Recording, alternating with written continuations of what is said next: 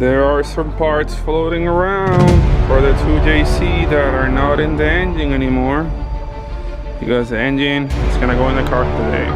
One little insurance thing that I did on my motor mount bolts is that I used the new Permatex orange thread locker that allows for high strength tightening and also has the ability to easily remove it as a blue strength thread locker. I have some drift cars where the motor mount bolts to block back out, so yeah, put some thread locker. I also torque these to about 45 foot-pounds so they stay in the engine and not wiggle off. You also may notice that the valve covers are different again. I got the GTE valve covers getting powder coated. Down here we made some changes to the Mishimoto oil filter sandwich. I have a dash 10 outlet with a 1/8 MPT outlet, and that tees off. One of these fittings is gonna go to the oil pressure sensor, and then over here we have a nice braided line goes up here, and then it's gonna fit the turbo. I know a lot of you guys are probably gonna say, why didn't you not convert the block to GTE? Well, that service costs about $250 versus this line costs about maybe $30 to make. The process of converting the GE block to GTE requires you to drill the block. There's a little spot around here. Let's see if I can find it. Right here. They drill a hole and then they connect the oil galley from this side to the one on the other side, which is this tube that runs along the front, the back of the block, and then they have to drill on top right here to put a fitting to have your turbo feed line coming off this side. That also requires you to remove the oil galley plugs on both sides so you can clean the machining debris. Normally, instead of putting these ball pins back in there, they convert it to threaded plugs, which is a lot nicer to service the block afterwards. I pressure wash the transmission so it's nice and clean, at least non-greasy, before installation. I was thinking about painting it, but I also don't want to have paint all over the bolts, because I kind of don't like when you paint over the bolts and everything just looks like monotone. I have all my PMC hardware over here, along with my ACT pressure plate, that I'm gonna be using this stuff to convert to the CF transmission with the 2J. Well, the engine is hovering over here on the engine hoist. On the other side, we have some gold underneath the car, right? One very cool thing that I did to the transmission tunnel area is to put some Mishimoto gold reflective tape. This will help like keep all the radiant heat from the downpipe away from the cabin, and hopefully I won't be burning to death with no AC inside the car. Also looks really cool. I wish I could have done the whole thing, but this is like harder than it looks. I also removed the clutch line. I gotta take the rest of it because the guys from Chase Base sent me a really cool replacement line for this. This is it, guys. The engine is ready to go back into the car. Hopefully I can manage to lower this thing in by myself. I know I do not want to take this off because I'm in a very tight time constraint. I don't want to take this apart and then put it back together. I know I'm always very lazy with that, but it's gonna have to come off later because I am removing the old vinyl from the car. So I'm gonna have to just rip all the vinyl off from the entire car. I already took the roof vinyl off. There's a little bit of glue residue over here, but it's nothing too bad. Recent engine swap videos, this helper broomstick thing has been very handy for all the engine swaps. Alright guys, let's do this.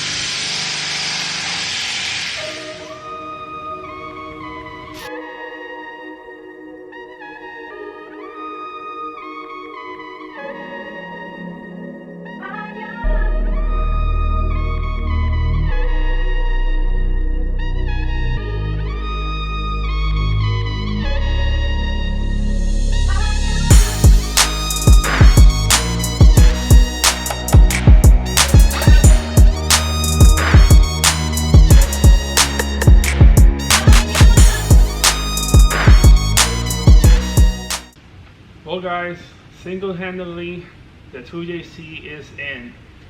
Everything is right where it needs to be on top. Now we're gonna lift up the car and put on the transmission cross member. Now it's probably a good time to install the shifter linkage.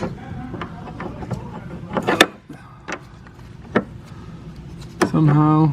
I think, nah, it won't reach. Now it's probably a good time to install my new Chase base clutch line, which has a nice 45-degree end on this side that goes to the slave, and then a 90-degree to the master. With the transmission sitting further back into the transmission tunnel, this narrows down, and then a straight fitting will normally hit against the transmission tunnel. To fix that, we have the Chase base line that has a 45-degree fitting onto it, and then we can move it away from the transmission tunnel. It's gonna be installed pretty much like this. That really cleans up the install, so now no more rubbing against the trans tunnel. We lined up the transmission on the back, so we tighten the bushings, then everything sits in place. Then while the motor mounts are loose and it's able to fall into place over there, then we can lower the car and then tighten those after these are tight. I'm going to be using a one-piece drive shaft, so Drivetrain sent me their drive shaft adapter. This eliminates the guibo, and then you can bolt on a regular custom-made drive shaft onto this. Now we go from almost broken guibo. Look at all the cracks in this thing. It was definitely on its last leg. Now we replace it with a nice custom billet part. I just took the measurements from the base of this flange to the base of the differential, and I ended up getting 55.5 inches. Well, actually 55 and 5/8. So if you mount the JC with the CF on the E36 and you line up the transmission cross member all the way to the back, you will get that length, so you can be safe to order the same drive shaft that I'm getting on my car. I'm gonna have to cut the shifter rod to length later, so it's gonna be a little bit shorter than it used to make it fit. My Condor Speed Shop steering shaft clears perfectly with the motor mounts. Now it's time for the big moment of truth. Will the intake manifold fit? Now that I have the Chase base brake booster delete, I have a lot more clearance, so hopefully I can fit my really nice intake. Let's try it out.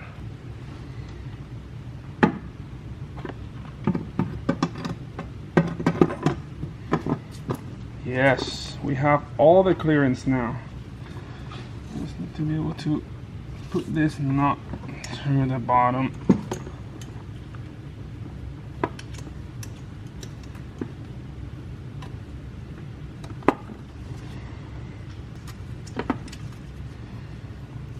It fits. Wow, that actually looks really good. And it has more room here than I thought. I thought it was gonna be almost touching the strut tower area. The engine is looking absolutely amazing, other than the valve covers that I don't like very much, but everything else came out sick.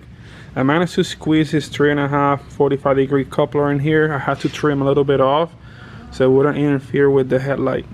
Then again, super excited over here that we have all the room in the world between the brake system and the intake. I even managed to use the same dash 8 hose that I had on the M50. I may have to trim a little bit since there's a little bit of excess slack, but the configuration is still the same. Well, time to get out of here. Super late, so until the next time, car. Before I finish this video, I got something really exciting to show you guys. I finally got the valve covers back from powder coating, and they look amazing. You guys ready to see what's under here? Wow. Moving blanket. Ha! Here are my new valve covers for the E36. I got these powder coated in Illusion Purple. This color suits the car so well. It's like that's really nice deep purple with like a illusion color to it. So it's really cool if you see it from like different angles. It looks like more purple or more like bluish. There you can see like a lot of purple like up here. I was thinking about putting this here, but I really don't like what it looks like. I might end up getting the clear version of this, but it looks way better like this. Don't you agree? Well guys, that's it for today's video. On the next video I have something really cool. and we're gonna be working on the turbo. So stay tuned, please smash that like button and subscribe for more awesome content. I'll see you guys later.